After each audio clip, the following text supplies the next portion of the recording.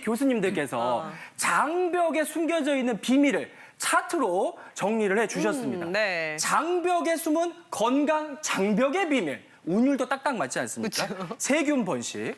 부글부글 급성 장염과 만성 장염. 여름만 되면 진짜 배앓이 하는 분들 너무 많죠, 교수님. 그게요. 네, 드디어 여름철이 그러니까요. 됐습니다. 네, 이 세균 번식을 잘하는 이 여름철이 되면 요즘 응급실에 배 아프고 설사하는 환자들이 늘어나고 있거든요. 그래서 이 계절을 저희 의사들은 급성 장염의 계절이라고도 부르거든요. 세균 때문에 네. 또 세균이 내는 독소 때문에 기생충 때문에 장염이 잘 생기는데 우리가 이제 오염된 물에서 그리고 덜 익힌 음식에서 그리고 이제 정결하지 못한 손이나 조리 기구로 요리를 잘못하게 되면 이 세균이나 독소가 우리 장 속으로 들어와서 장염을 유발하게 되고 그러면서 우리를 아프게 하고 힘들게 할 수가 있습니다. 여름은 해가 길기 때문에 늦게까지 야외 활동을 하게 되고 늦게까지 음식을 먹게 되는 일이 많고요. 맞아요. 더우니까 찬 음식이나 얼음도 많이 먹게 되고 그래서 음식들도 많이 상하게 되죠. 그리고 이제 열대야 때문에 잠을 못 자니까 몸의 균형이 깨지면서 건강을 해치기 쉬운 계절이 됩니다. 그러니까요. 네. 네, 저도 얼마 전에 음식을 잘못 먹어서 체한데다가 장염까지 온 거예요. 어머머. 그러니까 막 위로 싸고 막 줄줄줄 새서 막 정신을 못 차렸는데 제가 저희 언니들 응급실을 달라고 그랬더니 그 정도는 아니라는 거예요. 근데요 정말 이 탈수까지 오면 위험할 수도 있는 거죠, 교수님? 응급실을 그럼요. 집으로 부른다고요? 네. 응급실 가셔야 되는데. 아, 예. 아무튼 헬스케지셨어요. 예. 네, 너무 중요한 질문이에요. 네. 저희가 이제 우리 장이라고 하는 게 영양분을 흡수하는 것도 중요한 역할이지만 네. 물을 흡수하는 것도 아주 중요한 수분 섭취. 역할이거든요. 예. 네, 그래서 우리가 이제 이 물을 흡수하지 못하는 것, 물을 많이 가진 대변이 설사잖아요. 네. 네. 네, 우리가 마신 물, 그다음에 음식 속에 있는 수분을 다 흡수해서 혈액으로 사용하고 세포 속의 수분으로 다시 다 써야 되는데 네. 그러지 못하면 탈수가 되고 혈압이 떨어지고 쇼크에 빠지는 거거든요. 그래서 이런 환자들이 응급실에 오면 저희가 수액부터 주는 거예요. 근데 집에 계실 때는 집에 있는 큰 주전자에 보린물 팔팔 끓이셔가지고 예. 거기에 작은 티스푼으로 설탕 6개, 소금 반 스푼 정도 넣으면 얼추 우리 병원에서 주는 수액하고 비슷하게 돼요. 그래서 꿀팁이다. 그거라도 마시면 탈수를 좀 예방하실 수 있어요. 네, 예전에는 사실 뭐 장염이라고 하면 며칠 뒤면 낫겠지 이런 생각이 있었는데 나이가 들면 들수록 장염이 얼마나 무서운 질환인지 알게 되는 것 같은데요. 근데 우리 주변에 그냥 평상시에 봐왔던 것들이 급성 장염을 일으킬 수 있다고 해서 저희가 앞에 준비해봤거든요. 요거. 먼저 네, 첫 첫 번째 거 제가 번째부터 열어볼게요. 열어볼까요? 짠, 이거 보시면 우리가 그냥 뭐 들고 다니는 텀블러 그리고 먹다만 생수병. 생수병이고요. 예. 두 번째를 볼게요. 여기에는 얼음이랑 아이스크림이 있습니다. 아이스크림이 같네. 또 옆에는 잘못 보관하면 안 되는 음식들이 준비되어 있는데요. 바로 고기, 생선, 어패류들 예. 잘못 보관하거나 덜 익힌 경우인데 이런 제품들이 여름철 급성장염의 주범이 될 수 있죠, 박 교수님? 예, 맞습니다. 여름은 덥고 습하기 때문에 세균 번식이 잘 이루어지는 계절입니다.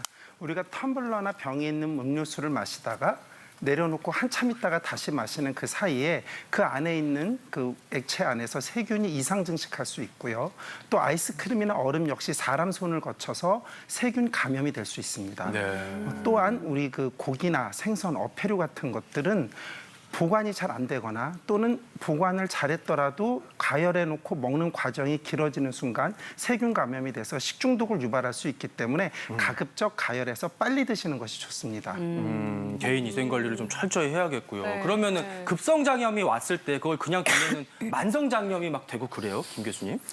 네, 대부분의 질환들을 급성과 만성으로 나누는 기준이 증상의 발현 속도 그리고 어떻게 빨리 진행하는지 달려 있는데 급성장염은 조금 전에 보여주신 그런 많은 음식들로 인해서 발생하는 경우도 있지만은 계속해서 재발한다든가 생겼다가 나았다를 반복해서 위벽과 장벽이 손상을 계속 심하게 만든다면 만성장염으로 발전할 가능성도 있습니다. 그렇군요. 일단 장벽을 지켜라. 오늘 제목 듣고서 의아하신 분들이 계실 텐데요. 네. 특별히 취약해질 수 있는 여름철에 장 관리하는 방법부터 장에 숨겨져 있는 비밀 하나하나 파헤쳐보도록 하겠습니다. 방송 보시다가 궁금한 점 있으시면 티버스로 문의 주세요. 벌써부터 오늘 내용이 아주 기대가 되는데요. 네. 장벽의 비밀 두 번째로 넘어갑니다. 부푼다. 부푼다? 무엇이 부풀까? 그러게요. 극심한 통증, 개실과 개실염.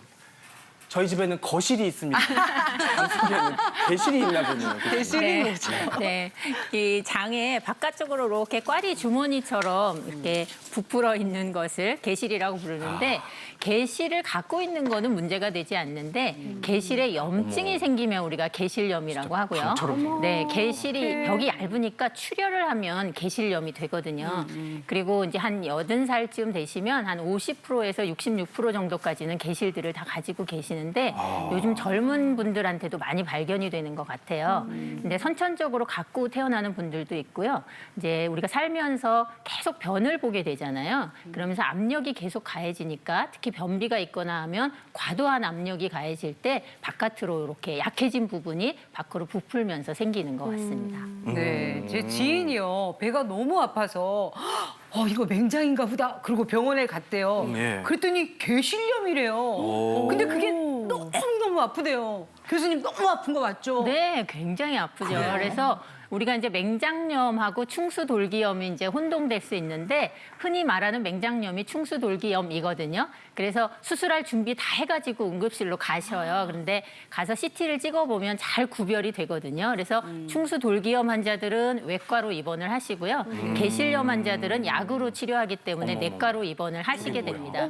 근데 너무 자주 재발을 해서 일상생활에 지장을 주거나 또 천공이 되거나 또 농양이 생긴다든지 대량 출혈을 하는 경우는 수술을 고려하기도 합니다. 네, 일단 사진만 봐도 얼마나 아플지 막 짐작이 되고 그러니까요. 그러는데요. 네. 특히 최근에 개실염이 많아졌다고 들었는데 어떤 분들이 개실과 개실염이 생기시는 건가요? 네, 김창원 교수님. 네. 앞에서 정 교수님 설명해 주신 것처럼 여러 원인들이 있을 텐데요. 대부분 대장암의 발병 원인으로 꼽히는 서구식 생활 습관, 또 식습관들이 개실염의 발병에서도 꼭 지나치지 않고 등장을 합니다.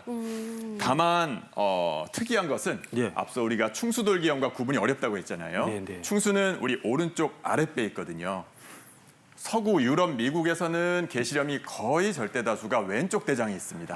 하지만 우리나라에서는 특이하게도 오른쪽에 있어요. 그래서 신기하다. 충수돌기염과 구분하기가 굉장히 쉽지 않은 경우가 있습니다. 그러니까 오른쪽 배가 아프다면은 개실염일 수도 있다는 것도 염두에 둬야 될 것 같고요. 네. 그 다음 비밀의 키워드는 나쁜 버섯? 웬 버섯? 뭐죠? 암의 씨앗, 대장 용종과 대장 선종. 용종, 선종부터 일단 구별을 좀 해볼게요, 박 교수님. 네, 그 대장 점막에 이상이 생겨서 대장 점막의 특정 부분이 혹처럼 튀어나오는 것을 용종이라고 합니다. 대장 용종 중에서 대장암으로 진행할 위험이 좀 더 특별하게 높은 용종들을 선종성 용종이라고 그러고 일명 선종이라고 합니다. 선종성 용종, 선종은 암으로 진행할 수 있기 때문에 발견하자마자 모두 잘라내야 되는데 문제는 내시경상에서 왼쪽 편에 보이는 어떤 그 비선종성 용종과 선종성 용종을 육안적으로 구분하는 것이 쉽지 않습니다. 그렇기 때문에 대장 내시경하면서 발견되는 용종은 모두 잘라내는 것입니다. 그렇군요. 근데 대장 용종이 잘 생기는 사람이 따로 있는 건지 그래요? 아니면 왜 생기는 건지 그것도 예. 궁금하거든요. 지금도 계속 연구 중이긴 한데 한 대장 용종이 한 20% 정도는 선천적인 요인 그리고 80% 정도는 후천적인 요인으로 생각되고 있습니다. 20% 정도는 뭐 형제 자매 중에 대장암을 앓았던 분들 예. 그런 분들의 경우에는 본인도 대장암이나 대장 용종이 생길 위험이 높고 80% 정도 되는 분들은 복부 비만이 큰 분들 또는 당뇨병이 있는 분들 또는 고기를 많이 먹고 야채를 안 먹는 분들 또는 예전에 한번 본인이 대장 용종이 한번 발견됐던 분들은 또 대장 용종이 나중에 발견된 위험이 높기 때문에 네. 이런 분들은 좀 정기적인 대장 내시경도 받고 그 나이보다 좀 더 이른 나이 때 대장 내시경 받을 것을 권해드리고 있습니다. 그러니까 대장 용종 중에서도 선종이 지금 여기 나와 있는 소위 나쁜 버섯이라는 건데 이걸 모르고 무럭무럭 키우면은 이게 암이 되고 막 그러는 거예요, 김창호 교수님? 네, 대장 용종은 연구에 따르면 천천히 자라면서 약 한 평균 7년 정도 선종이 암으로 자라나는 기간이 보고되어 있습니다. 그래서 자라나기 전에 대장 내시경을 통해서 용종을 제거해 준다면 대장암이 예방되는 효과가 있는 거죠. 예. 대장 내시경은 말 그대로 대장암을 찾아내는 역할뿐만 아니라 대장암 예방 역할을 한다는 겁니다. 하지만 유관적으로 이 용종이 선종인지 염증성인지 증식성인지 즉 암이 될 녀석인지 아닌지를 구분할 수는 없기 때문에 예. 잘라낸 다음 조직 검사를 보내면 그때서야 선종인지 세부적인 진단이 가능한 거죠. 또한 대장암은 초기라면 그래서 아주 운이 좋다면 내시경 절제만으로도 완치를 기대해 볼 수 있지만 네. 약간 진행이 됐다라고 한다면 어쩔 수 없이 장을 자르는 수술을 필요로 합니다. 저도 얼마 전에 대장 내시경 하다가 용종이 3개 보여서 그걸 떼냈거든요. 네. 근데 지금 이 방송 보시는 분들 중에 대장 내시경을 하셔야 될 분들이 분명히 계시겠죠? 우리나라가 국가 암정지 시스템이 굉장히 잘 돼 있죠. 그렇죠. 그중에 대장암에 한해서는 증상이 없으시더라도 50세부터 대변 잠열 반응 검사를 하고 있습니다. 거기서 이상이 나오면 대장 내시경을 해주는 건데요. 그런 증상이 없는 분들 외에 가족력이 있는 분들 유전일 수 있으니까요. 꼭 하셔야 되고요. 보통 한 10년 정도 일찍 하셔도 되고 우리 자녀들 있으시면 결혼 전에 한 번씩 해보시는 것도 저는 권하고요. 그리고 염증성 장질환, 또 뭐 비만, 대사증후군 여러 가지 좀 질환들을 가지고 계신 분들 50세 미만이더라도 한 번씩 하시는 게 좋고요. 크론병, 궤양성 대장염 같은 경우들은 대장암 검진보다도 좀 더 짧은 간격으로 네네. 2년 간격으로 하시는 것을 권하고 있습니다. 네, 검진 잘 받아보시는 게 무엇보다 중요할 것 같습니다.